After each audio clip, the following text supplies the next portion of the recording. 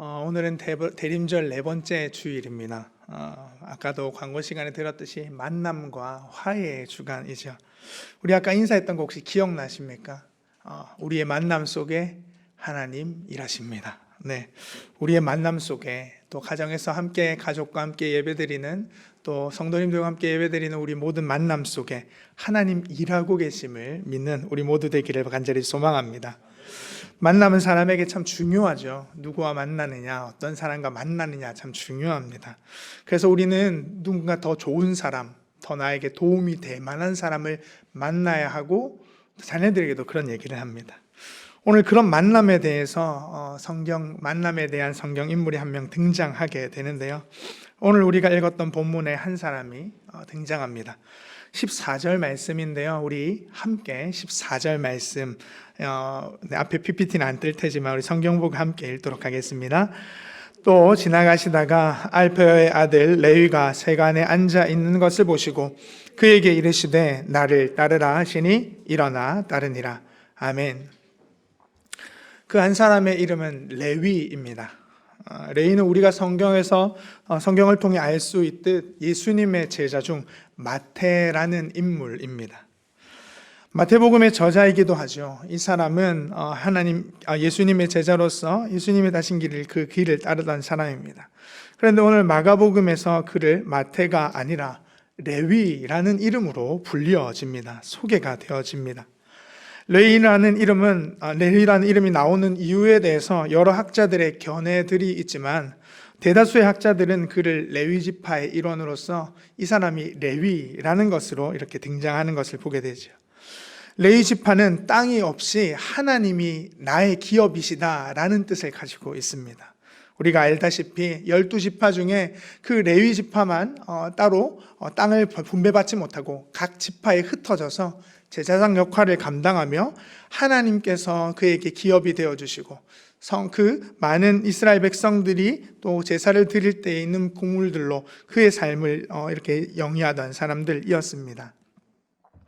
즉 마가복음을 통해 마태라는 이름 대신 이 레위라는 이름을 쓰면서 그가 하나님은 나의 기업이시다라는 사람임을 강조하고 있는 것이죠. 이 사람은 레위, 하나님은 나의 기업인 사람이다 라고 말이죠. 그런데 그 다음 나오는 그의 상황이 레위라는 이 단어와 이 이름과 그 뜻과 어울리지 않습니다.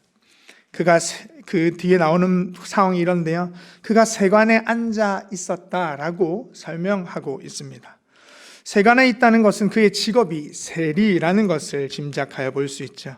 그 당시 세리는 같은 유대 동족들의 세금을 걷어들여 크게는 로마 그 제국 앞에 또 작게는 유대 땅에 모여있는 헤롯에게 세금을 바치게 되는 그런 사람이었습니다.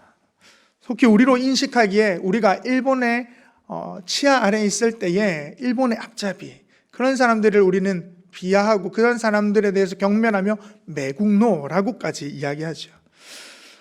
그런 인식으로 보자면 오늘 이 세리로서 살고 있는 레위라는 이 사람도 그러했습니다. 같은 동족에게 세금을 걷어들이는 사람. 더 부정적으로 그런 사람들이 느껴지는 이유가 있습니다. 그것은 이 세금보다 원래 기본으로 지어지는 기존의 세금보다 더 많은 세금을 걷어들여서 자신의 배를 채웠다라는 것을 알기 때문입니다. 그 당시에 세리들은 세금을 내는 것보다 더 많은 것을 그 세금을 걷어들여서 자신의 배를 채우고 자신의 삶을 확장하고 사람들이 무시하고 괄시하지 못하도록 부자가 되려고 했습니다. 그렇게 해서 동족들에게 인정받으려 했을지도 모릅니다. 세리와 같이 또한 이 오늘 레위와 같은 사람이 누가복음 19장에 보면 나오죠. 우리가 잘 알고 있는 삭개오라는 사람입니다. 그를 설명할 때 이렇게 얘기하죠. 세리장이요 부자라라고 설명합니다. 그만큼 동족들의 혈세를 빨아먹는 사람으로 등장합니다. 오늘 우리가 읽었던 말씀에 16절 말씀에 보면 이렇게 이야기합니다. 16절 말씀도 같이 한 번 더 읽도록 하겠습니다. 바리새인의 서기관들이 예수께서 죄인 및 세리들과 함께 잡수시는 것을 보고 그의 제자들에게 이르되 어찌하여 세리 및 죄인들과 함께 먹는가? 아멘. 특히 16절 말씀에 바리새인과 서기관들이 레위와 같은 부류의 사람을 죄인이라고 취급하는 것을 볼 수 있습니다.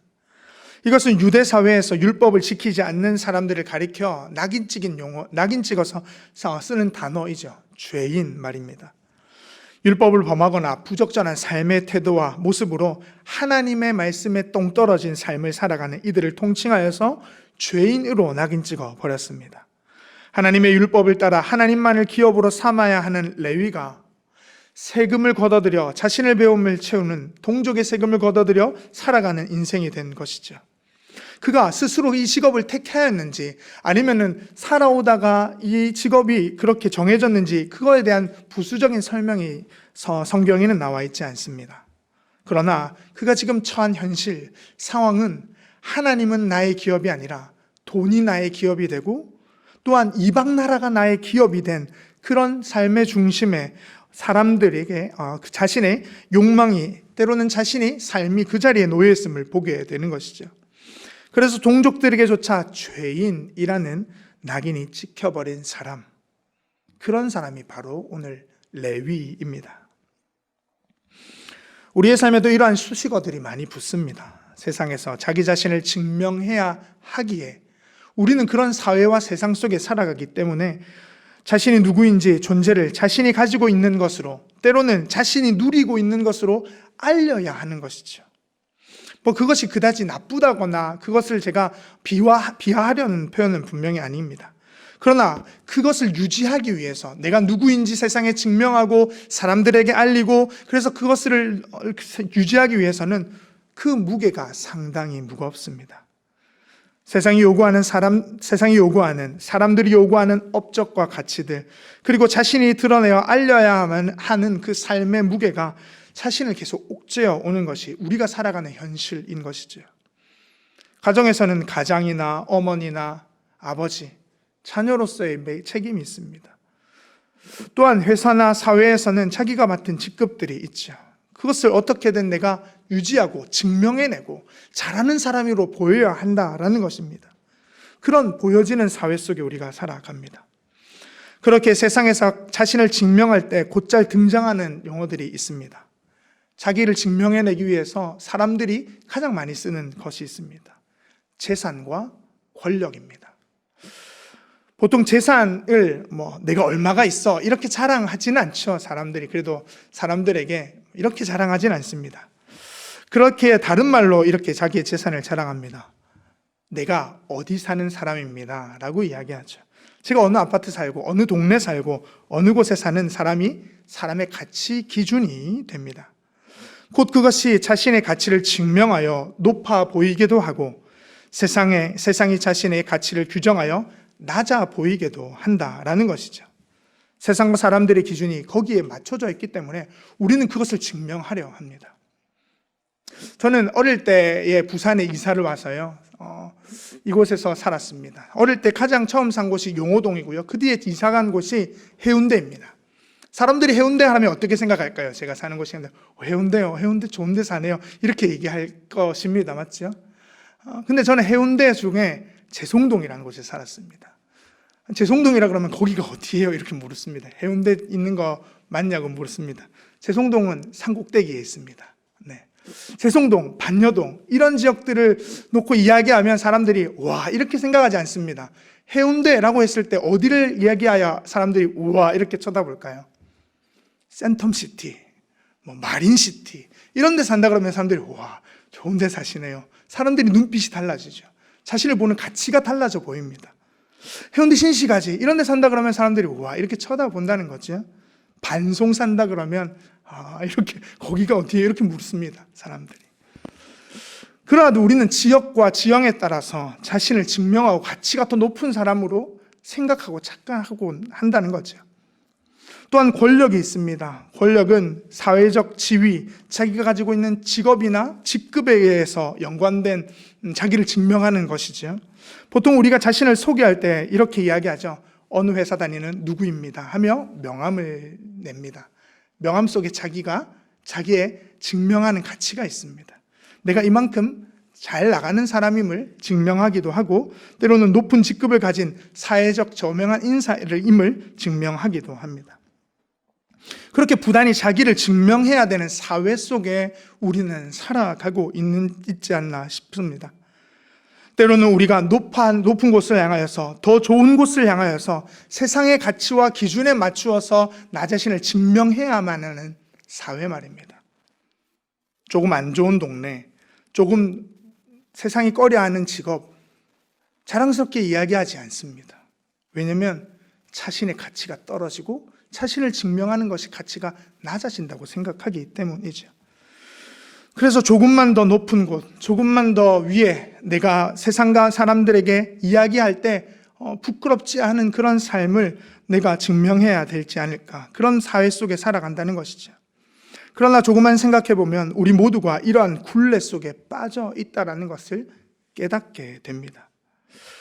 높은 지위를 가지거나 좋은 장소에 살고 좋은 아파트에 사는 것 뭐가 나쁘겠습니까만 그것이 우리에게 올무가 될 때가 있습니다. 아니, 올무가 되어 살아갑니다.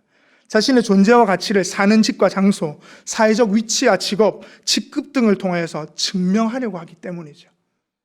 나보다 더 높은 자리, 더 높은 장소에, 때로는 더 좋은 곳에 사는 사람들을 부러워합니다. 선망의 대상으로 생각하죠. 언제나 나는 누군가의 위에 있거나 누군가는 나의 밑에 있는 그러한 현실 속에 우리는 진정한 자신의 존재를 잃어가고 있지 않나라는 생각을 해보죠. 등수로 매겨지고 그리고 또한 자신의 직급으로 매겨지는 사회 속에 자신이 누구인지 잃어가는 것. 늘 자신을 둘러싸고 있는 그 무엇인가가 자기 자신인 양 소개하고 더 뛰어나게 보이려고, 더 고상하게 보이려고, 더 높아 보여서 사람들이 나를 가치 있는 존재로 여겨주기를 바라는 마음, 그런 마음이 우리 안에 있다라는 것이죠. 이 사회 속에 있다라는 것 말입니다. 그래서 자신이 누구인지 자신을 증명하지 않고는 어디에도 속할 수 없는 그런 안타까운 현실의 쳇바퀴 속에 우리가 살아가고 있습니다. 저도 목사로서 마찬가지일 겁니다. 더 나은 설교, 더 나은 은혜와 영적인 것들을 끼쳐야만 내 가치가 중요시 여김받는 것처럼 느껴지는 거죠. 과연 근데 그것이 우리에게 정말 우리 가치를, 나의 존재를 규명하고 증명해 줄 수 있느냐라는 겁니다. 그런 거를 못해도 되고 안 해도 되고 이런 이야기가 아닙니다. 그것이 나의 진정한 존재와 가치를 규명하고 증명할 수 있냐라는 겁니다. 그러나 오늘 성경에서 그 레위의 삶에 하나님의 은혜가 있음을 말씀합니다. 오늘 말씀에 우리 14절 아까 읽었는데 14절과 15절 말씀 한 번 더 읽도록 하겠습니다. 또 지나가시다가 알페의 아들 레이가 세간에 앉아 있는 것을 보시고 그에게 이르시되 나를 따르라 하시니 일어나 따르니라. 그의 집에 앉아 잡수실 때에 많은 세리와 죄인들이 예수와 그의 제자들과 함께 앉았으니 이는 그러한 사람들이 많이 있어서 예수를 따름이러라. 아멘. 모두가 죄인이라고 말하는 레위 앞에 예수님이 나타나셨습니다. 그렇게 예수님은 모든 사람들이 손가락질하고 죄인이라고 말하는 레위에게 나타나셔서 나를 따르라 라고 말씀하셨습니다. 레위는 말로만 듣던 예수님을 마주 대하고 그분의 부르심에 얼떨떨한 마음과 상황 속에 일어나 예수님을 따르게 됩니다. 그리고 예수님과 제자들이 레위의 집에 들어가 세리와 죄인들과 어울려 식사하는 모습을 성경은 보여주고 있죠. 15절 하반절에 보면 그러한 사람들이 많이 있었고 그들이 예수님을 따랐다라고 말하고 있습니다. 많은 사람들이 그 사회 당시 그 로마 사회에서 또한 율법을 지켜 행하는 바리새인과 서기관들 이외에 많은 사람들이 그 율법에 접촉되어서 그래서 죄인으로 전락하여 많은 이들이 그렇게 살았다는 것이죠. 레위는 예수님이 불러주신 것도 의아해하게 생각했지만 자신의 집에 오셔서 식사하고 나누고 있는 그 광경에 이게 무슨 상황인지 도통 알 수가 없었을 겁니다. 그렇게 자신을 불러주시고 자신의 집까지 찾아와 함께 식사를 나눠주시는 예수님. 아무도 자신을 상대하려 하지 않고 자신의 존재를 세상의 기준에 맞춰서 증명해야 했던 자신이 사람 레이를 예수님이 찾아와 주셨다 말입니다. 자신을 있는 모습 그대로 바라봐주고 자신의 위치와 조건에 따라 평가하지 않으며 그 존재 자체를 보고 말을 걸어주셨고 함께 해주신 예수님, 그분이 지금 레위와 함께 식사를 하고 있다는 것이죠. 어찌 보면 레위는 자신이 세리라는 직업을 가지고 자책하며 스스로도 자신이 하고 있는 일에 대하여서 사람들의 평가와 손가락질에 늘 억눌려 있을지 모르겠습니다. 그러나 그런 사람들의 평가가 아닌 자신의 있는 모습 그대로 존재 자체로 인정해 주시는 예수님의 말과 행동에 따뜻한 위로, 사랑, 그것을 느끼지 않았을까요? 사람들은 자신을 보면 매일 저 매국노, 우리의 삶을 점점 힘들게 하는 사람이라고 모욕하고 이야기할 때에 예수님이 오셔서 나와 같이 가자, 내가 너희 집에서 같이 식사하고 싶다 라고 하는 그 한 말 한마디가 자신의 삶에 따뜻한 온기가 되어 다가왔으리라 생각됩니다.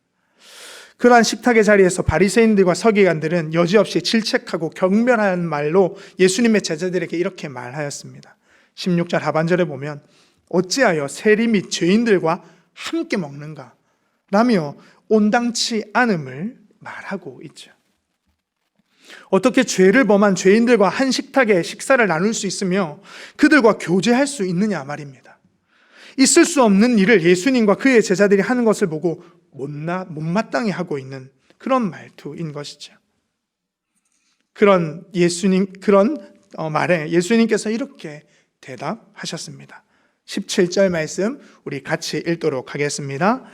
예수께서 들으시고 그들에게 이르시되 건강한 자에게는 의사가 쓸데없고 병든 자에게라야 쓸데있느니라. 나는 의인을 부르러 온 것이 아니요 죄인을 부르러 왔노라 하시니라. 아멘. 예수님의 대답이 요즘 말로 사이다입니다. 핵사이다죠, 핵사이다. 건강한 자에게는 의사가 쓸데없고 병든 자에게 쓸데가 있다. 당연한 이야기일 것입니다. 의사는 아픈 사람을 위해서 있기 마련이죠. 이 이야기는 그 당시 로마 사회에서 격언처럼 쓰였던 용어라고 합니다. 병든 자에게야 의사가, 아픈 자에게야 의사가 쓸데 있다라고 말하는 것처럼. 특히 예수님은 그러한 사람들을 위해 이 땅에 오셨다라고 스스로 말씀하셨습니다. 예수님의 사역을 두고 세례 요한이 진정한 메시아인가, 그리스도가 맞으신가라고 의문을 품었을 때 요한의 제자들을 보내서 예수님께 물어보았습니다. 그것이 누가복음 7장 21절과 22절에 이렇게 예수님께서 대답하셨습니다. 마침 그때 예수께서 질병과 고통과 및 악귀 들린 자를 많이 고치시며 또 많은 맹인을 보게 하신지라. 예수께서 대답하여 이르시되 너희가 가서 보고 들은 것을 요한에게 알리되 맹인이 보며 못 걷는 사람이 걸으며 나병 환자가 깨끗함을 받으며 귀먹은 사람이 들으며 죽은 자가 살아나며 가난한 자에게 복음이 전파된다 하라. 아멘. 아프고 상하고 찢기고 고통받는 이들을 위해 예수님이 그들의 삶에 찾아오셨고 그들에게 치유와 회복을 주셨으며 복음이 증거되었다고 말씀합니다. 이러한 치유의 사역들을 통해 예수님은 자신이 그러한 사람들을 위해 이 땅에 왔음을 선포하시죠.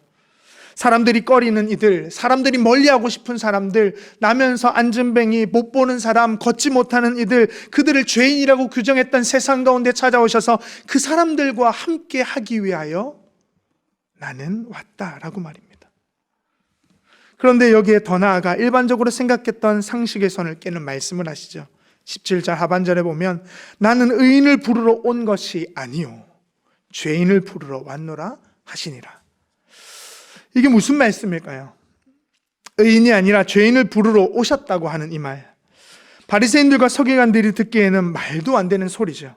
자신들과 같이 하나님의 율법과 말씀을 철저하게 지키고 하나님께 예배하는 자들이야말로 의인이고 바르게 살아가며 하나님께 인정받는 진정한 메시아가 오시면 우리를 인정해 줄 거야 라고 살아갔던 그들에게 지금 이야기하는 것입니다.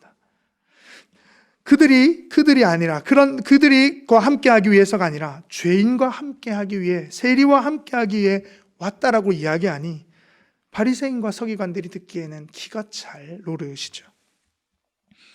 여기에 예수님께서 그들에게 던진 질문이 들어 있습니다.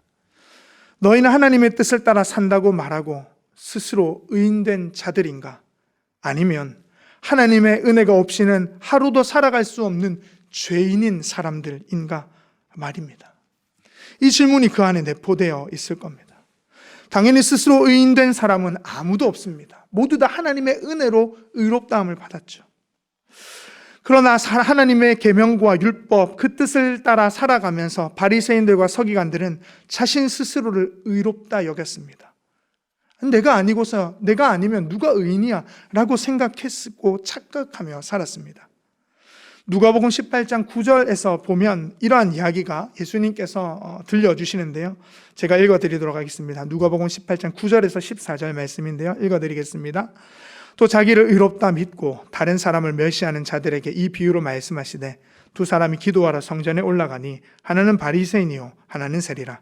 바리새인은 서서 따로 기도하여 이르되 하나님이여 나는 다른 사람들 곧 토색, 불의, 간음을 하는 자들과 같지 아니하고 이 세리와도 같지 아니함을 감사하나이다. 나는 일해에 2번씩 금식하고 또 소득의 11조를 드리나이다 하고 세리는 멀리 서서 감히 눈을 들어 하늘을 쳐다보지 못하고 다만 가슴을 치며 이르되 하나님이여 불쌍히 여기소서 나는 죄인이로소이다 하였느니라. 내가 너희에게 이르노니 이에 저 바리새인이 아니고 이 사람이 의롭다 하심을 받고 그의 집으로 내려갔느니라. 무릇 자기를 높이는 자는 낮아지고 자기를 낮추는 자는 높아지리라 하시니라. 아멘. 자기를 의롭다고 믿고 다른 사람을 멸시하는 자들에게 이 비유로 이야기하셨다라는 것이죠. 그런 그들에게 하나님의 평가, 하나님께서 그들에게 이야기하고 싶은 것이 있으십니다. 자신은 하나님의 뜻을 따라 행한다고 의롭다라고 생각하는 바리새인이 아니라 고개를 들지도 못하고 자신의 삶에 대한 자책과 억눌림 속에 나와 죄인이라고 고백하는 세리, 그 사람이야말로 하나님의 의롭다 하는 사람이라는 것이죠. 그렇습니다. 하나님의 은혜가 필요한 곳은 하나님께서 인정하시는 의는 내가 죄인임을 깨달을 때입니다. 우리가 스스로 잘났고 때로는 하나님의 은혜 주심을 까먹고 내가 잘나서 때로는 내가 열심히 해서 이루어놓은 것을 자랑하고자 한다면 하나님은 우리를 의인이라고 이야기하지 않을 것입니다.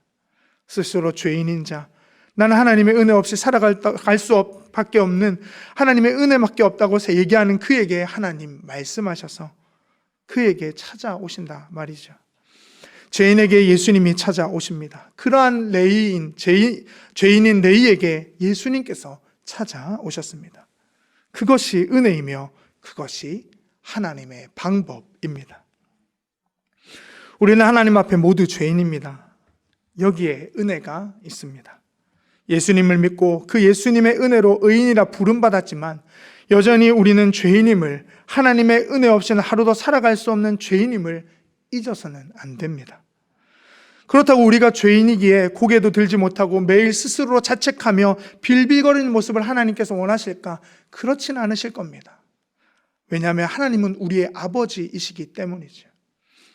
어떤 아버지가 아들이 매일 내가 잘못했습니다, 죄송합니다, 매일 반복하여 드리는 그 얘기를 듣고 싶은 사람이 어디 있겠습니까?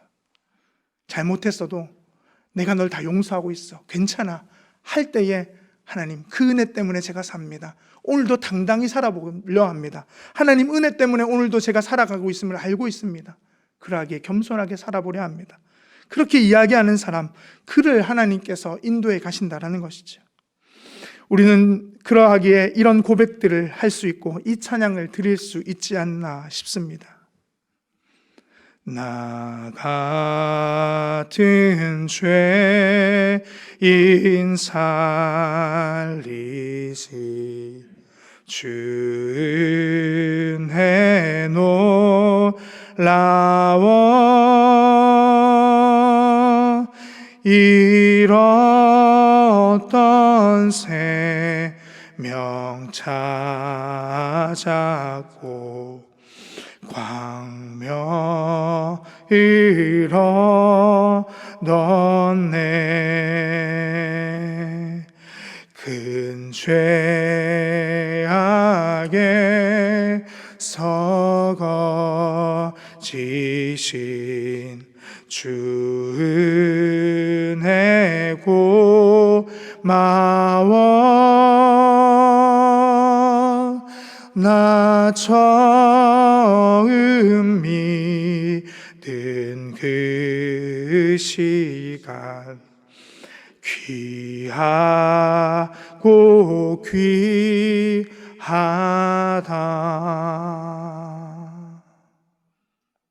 아멘. 사랑하는 양정교회 성도 여러분, 레이는 자신의 존재가 증명되고 규정될 때 사람들의 평가와 손가락질에 지쳐 있었을지 모르겠습니다. 스스로도 그냥 그렇게 사는 인생이라고 자책하고 있었을지 모르겠습니다.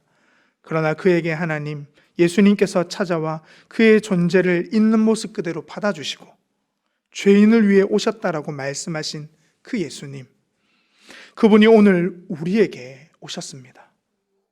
아기 예수님으로 오셔서 우리의 삶을 있는 모습 그대로 받아주십니다. 자신의 존재를 증명해야만 살아갈 수 있는 힘겨운 우리의 인생에 찾아오셔서 죄인이라 고백하는 우리에게 함께해 주신다 말입니다. 그것이 은혜이죠. 그것이 놀라운 하나님의 역사입니다. 대림절 4번째 주일을 맞이하며 비대면 예배로 드리는, 그래서 어느 때보다 우리는 예배를 갈망하고 하나님을 갈망하고 있습니다. 어찌 보면 주일에 나와 드리던 그 예배의 소중함을 너무나도 절실하게 깨닫게 되죠. 그러나 기억하십시오. 여러분은 어느 곳에서 무엇을 하든지 하나님의 자녀입니다. 죄인된 인생에 찾아와 우리와 함께 하시는 하나님의 자녀임을 잊지 마시기 바랍니다. 서두에 우리 그렇게 인사했었죠. 우리의 만남 속에 하나님 역사하십니다. 맞습니다. 우리의 만남 속에 우리가 서로를 위해주고 사랑해주고 우리를 위하여 이 땅에 오신 예수님처럼 함께 해주는 그 상황 속에 서로를 북돋아주고 예수 믿는 공동체로서, 가족으로서 살아가는 우리에게 하나님 역사하실 것입니다.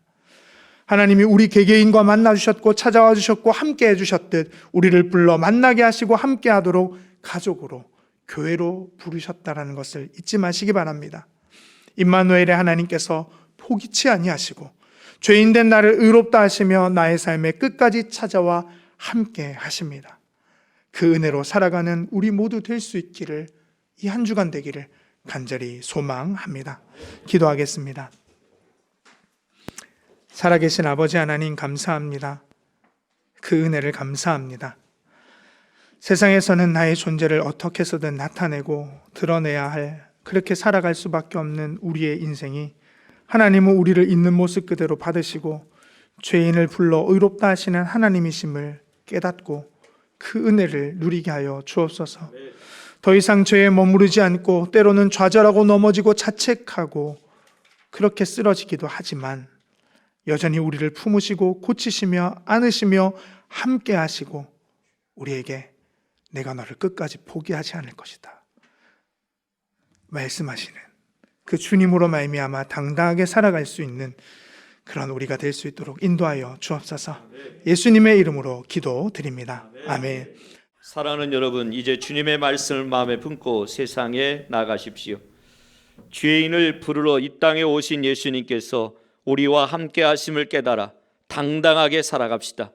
세상은 우리를 규정하려 하지만 우리의 있는 모습 그대로 받으시는 하나님의 은혜가 우리를 살게 합니다. 죄인에게는 은혜가 필요합니다. 대림절 4번째 주일을 보내며 만남과 화해를 위해 이 땅에 오신 아기 예수님을 기다리고 우리도 예수님을 따라 세상의 만남과 화해의 역할을 은혜 가운데 담당하는 한 주간이 되어주시길 부탁합니다. 이제는 하늘 보좌를 버리시고 죄인을 만나러 오신 우리 주 예수 그리스도의 은혜와 예수님을 따르는 자마다 새로운 인생으로 펼쳐가게 하시는 하나님의 극진하신 사랑과 건강한 자와 의인보다는 병든 자와 죄인에게 더 관심을 가져주시고 그 삶을 공감해 주시는 성령의 감동 역사하심이 오늘 말씀을 듣고 죄인을 부르러 오신 예수님을 신뢰하며 우리도 만남과 화해의 삶을 살아가기로 다짐하는 모든 성도님들 머리 위에 이 민족과 세계 위에 한국교회와 양정교회 나갈 비전 위에 이제로부터 영원토록 함께 계시기를 간절히 축원하옵나이다. 아멘.